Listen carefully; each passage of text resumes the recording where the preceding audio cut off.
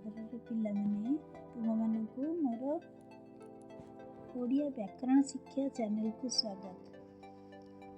ଆମେମାନେ ଜାଣିଛେ ଶବ୍ଦ କ'ଣ, ଶବ୍ଦ କାହାକୁ କୁହାଯାଏ ଆମେ ଜାଣିଛେ। ଆଜି ଆମେ ଜାଣିବା ଓଡ଼ିଆ ବ୍ୟାକରଣରେ ପଦ। ପଦ କାହାକୁ କୁହାଯାଏ? ଆମେ ଶବ୍ଦ ଜାଣିଛେ ଯେ କିଛି ବର୍ଣ୍ଣ ବା ଅକ୍ଷରର ସମନ୍ୱୟରେ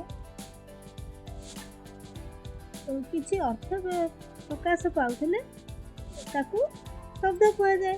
ସେଇଭଳିଆ ପ୍ରତ୍ୟେକ ଶବ୍ଦ ବାକ୍ୟରେ ବ୍ୟବହୃତ ହେଲେ ତାକୁ ପଦ କୁହାଯାଏ। ବାକ୍ୟରେ ବ୍ୟବହୃତ ହେଉଥିବା ଶବ୍ଦକୁ ପଦ କହିବା। ଆଉ ବାକ୍ୟର ପ୍ରତ୍ୟେକ ଶବ୍ଦ ଗୋଟେ ଗୋଟେ ପଦ, ବୁଝିଲା। ତେଣୁ ଆମେ ଉଦାହରଣ ଏଠି ନେବା କ'ଣ ନା, ଦେଖ ପିଲାମାନେ, ଉଦାହରଣ ମୁଁ ଏଠି ନେଇଛି ମହାନଦୀ ଏକ ମହାନଦୀ ଗୋଟେ ଶବ୍ଦ, ଗୋଟେ ମହାନଦୀ ଗୋଟେ ଶବ୍ଦ। ସେଇଭଳିଆ ଯେତେବେଳେ ମହାନଦୀ ବାକ୍ୟରେ ବ୍ୟବହୃତ ହେବ ସେତେବେଳେ ସିଏ ଗୋଟେ ପଦରେ ରୂପାନ୍ତରିତ ହେବ ବା ଆମେ ତାକୁ ପଦ ବୋଲିକିରି କହିବା।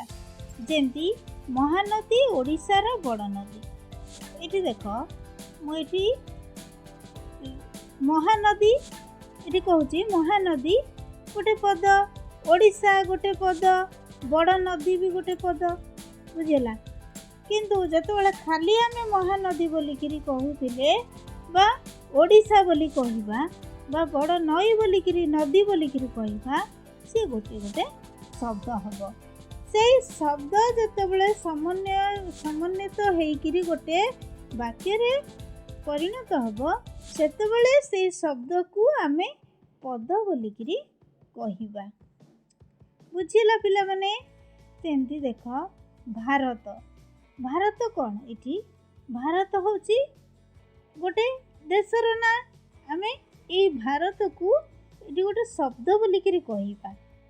କିନ୍ତୁ ଭାରତ ଯେତେବେଳେ ଗୋଟେ ବାକ୍ୟରେ ବ୍ୟବହୃତ ହୋଇଥିବ ଭାରତ ଶବ୍ଦଟି, ସେତେବେଳେ ତାକୁ ଆମେ ପଦ କହିବା। କେମିତି ଦେଖ ନା, ଭାରତ ଏକ ଶାନ୍ତିପ୍ରିୟ ଦେଶ।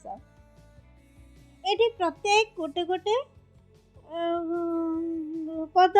ଭାରତ ଏକ ପଦ, ଏକ ଗୋଟେ ପଦ, ଶାନ୍ତିପ୍ରିୟ ଗୋଟେ ପଦ, ଦେଶ ଗୋଟେ ପଦ।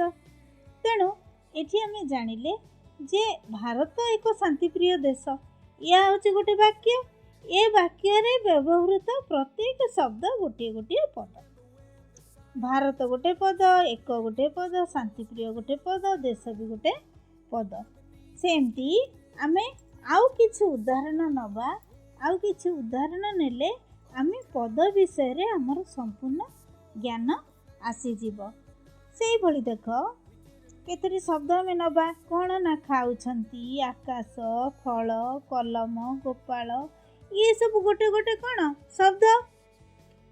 ଆକୁ ଯେତେବେଳେ ଆମେ ବ୍ୟବହାର କରି ବାକ୍ୟ ଗଢ଼ିବା ସେତେବେଳେ ଏଗୁଡ଼ିକ ଗୋଟେ ଗୋଟେ ପଦ ହେବ। ଦେଖ, ଶବ୍ଦ ହେଉଛି କ'ଣ? ଖାଉଛନ୍ତି। ଖାଉଛନ୍ତିକୁ ଆମେ ଲଗେଇକି ବାକ୍ୟ ଗଢ଼ିବା କ'ଣ ନା, ବ୍ରାହ୍ମଣ ମାନେ ପ୍ରସାଦ ଖାଉଛନ୍ତି। ଏଠି ଦେଖ, ଖାଉଛନ୍ତିଟା ହେଉଛି ଗୋଟେ ପଦ ଏଠି ହେଇଗଲା। ସେଇ ପଦ, ଏଇ ଯେଉଁ ଖାଉଛନ୍ତି ପଦଟି ଯେତେବେଳେ ଖାଲି ଶବ୍ଦ ଥିଲା, ସେଇଟା ଖାଲି ଶବ୍ଦ ଥିଲା, ଖାଲି ଗୋଟିଏ। ଯେତେବେଳେ ସେଇ ଶବ୍ଦଟା ବାକ୍ୟରେ ପରିଣତ ହେଲା ସେଟା ପଦ ବୋଲିକିରି ଆମେ କହିଲେ। ସେଇଭଳିଆ ଏଠି ଗୋଟେ ଶବ୍ଦ ଦେଖ, ଆମେ ମାନେ ନେଇଛେ ଆକାଶ। ସେମିତି ଆକାଶରେ ମେଘ ଢାଙ୍କିଛି। ଏଠି ଆକାଶ ଖାଲି ଥିଲା, ତେଣୁ ଇଏ ଗୋଟେ ଶବ୍ଦ ଥିଲା। ଯେତେବେଳେ ଆକାଶରେ ମେଘ ଢାଙ୍କିଛି, ଆକାଶ ବାକ୍ୟରେ ଭିତରେ ରହିଲା, ସେତେବେଳେ ଆକାଶ ଗୋଟେ ପଦ ବୋଲିକିରି କୁହାଗଲା। ସେଇଭଳିଆ ଦେଖ,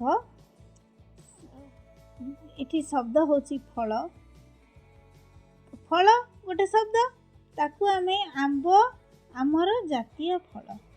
ଏଠି ଏଇ ଫଳକୁ ଲଗେଇକି ଆମେ ବାକ୍ୟ ଗଢ଼ିଲେ तेणु एटी जेतेबेले वाक्यर फल व्यवहार हैला सेतेबेले से गोटे पद बोली विवेचित हैला। शब्द होची कलम। एठी हम गोटे शब्द नेले कलम। मो सांग मोते गोटे कलम उपहार देइछि। बुझिला?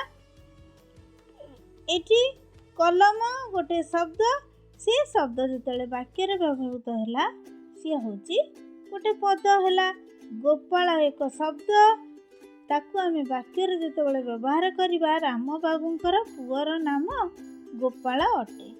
एठी गोपाल कौन हैला ना पद बोलिकरी परिगणित हैला।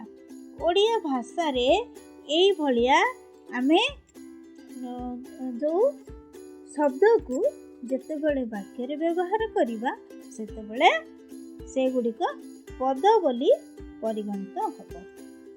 सेमती ओडिया भाषा रे पद गुडिक बा पद को 5 भाग रे विभक्त करा जायछि।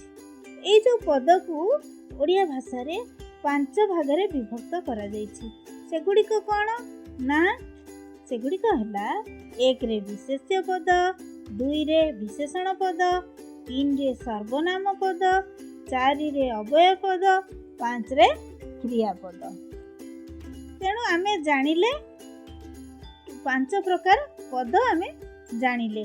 कौन आउ थरे कहूची सुना पिला माने, क रे 1 रे विशेष्य पद, 2 रे विशेषण पद, 3 रे सर्वनाम पद, 4 रे अव्यय पद, 5 रे क्रियापद।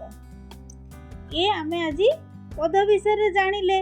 आउ एई जो विशेष्य पद विशेषण पद ये सब जो 5टा पद आमर अच्छी से गुड़िक मु पर क्लास रे आलोचना करिबी।